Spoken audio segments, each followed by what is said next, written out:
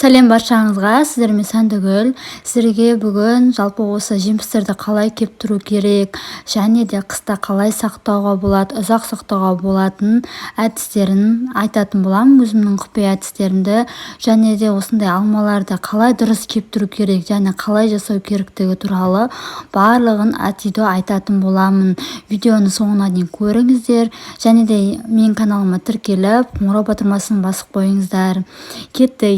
Сіздерге қазір мен жалпы алманы қалай кесіп, қалай кептіру әдісін көрсететін боламын. Сіздерге мысалы қазір пример ретінде мен осылай 4 алманы алдым, суға салып суық қойдым. Бұл үйдің бақшаның алмалары. Міне өстіп салып қойдым. Және де бізге осындай табақ керек болады. Осы табақтың үстіне салфетка жауып қоясыздар. Осылай қазір осының үстіне біз барлығын кесіп салатын боламыз. Енді кезекте сіздерге жалпы өзімнің құпиямды айтайын. Осы жалпы жемістерді қалай кептіру, қалай ұзақ сақтауға болатын қыста. Бізде осы мені кептірілген алмалар мен өзімде коробкаға толтырып жинап бастадым. Жаз бастағаннан бастап осылай жинап келе жатырмын. Міне көріп тұрғандарыңыздай тап-таза, кәдімгідей жіп-жіңішке, және де ешқандай қоспасы жасалған. Міне көріп тұрғандарыңыздай осындай болып шығады.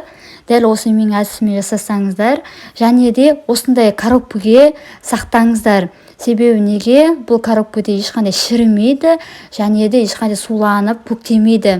Ал андай салапанға, мысалы, матаға сақтайтын болсаңыздар, олар көпке бармайды, және де олар уже бір аптадан кейін уже көктеп шіри бастайды. Міне дәл осындай коробкаға салып, үй температурасында, мысалы, серванттың үстіне сақтап қойсаңыздар болады. Міне осы коробканың астына міндетті түрде салфетка салыңыздар. Салфетка жалпы осы нені дымқылдықты өзіне тартып тұрады. Және де алмаңыз толық дұрыс кеу керек, және де бетін осылай алмаңыз мысалы орташа кепкен болса, осылай бетін сеткімен жауып, бетін ашып қоясыздар. Және де ал мысалы толық кепкен қорғақ болып сенімді болсаңыздар, онда міндетті түрде аузын жауып, осылай жауып қойыңыздар. Және де осылай қыс мезгілінде өзіңіз қалаған уақытта, компот ішкіңіз келген уақытта, осылай бір жуып жүріп, осылай компотыңызды дайындап ішесіздер. Компот күшті шығады, осылай настоящий, натуральный компот шығады. Дәл осындай сухой фрукттар үй жағдайында өздерің жасап, осылай жасасаңыздар. Енді кезекте сіздерге осы алмаларды көрсетейін, сіздерге қалай кептіріп жүргенімді. Осы алмаларды жуып аламын да, одан кейін осы алмаларды осылай жіп-жіңішке етіп турап шығамын.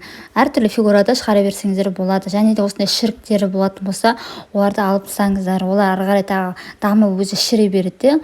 Бәрібір сіздің алмаңызды құртып тастайды. Мен осы шіріктерін барлығын полностью алып, осылай табағымызға бір-біріне бастастырмай, осылай, яғни еркін жату керек, осылай жайып аласыздар. Осылай жайып болғаннан кейін, осындай күннің көзіне далаға бетін сеткімен жауып, осылай қойып қоясыз. Міне әбден толық кепкеннен кейін барып, осылай картонға салып, қыс мезгіліне сақтайсыздар. Мені көріп тұрғандар уже менің алдыңғы күнгі жасаған сухой фрукттар мені уже кеуіп, уже жақындап қалды. Ертең осыларды мен жинайтын боламын. Мені достар, мен осыншама картон, мен уже сухой фрукты жинадым. Мені көріп тұрғандарыңыздай, кухнямның гарнитурының үстіне осылай жинап, барлығын қойып қойдым, бетін ашық қойдым.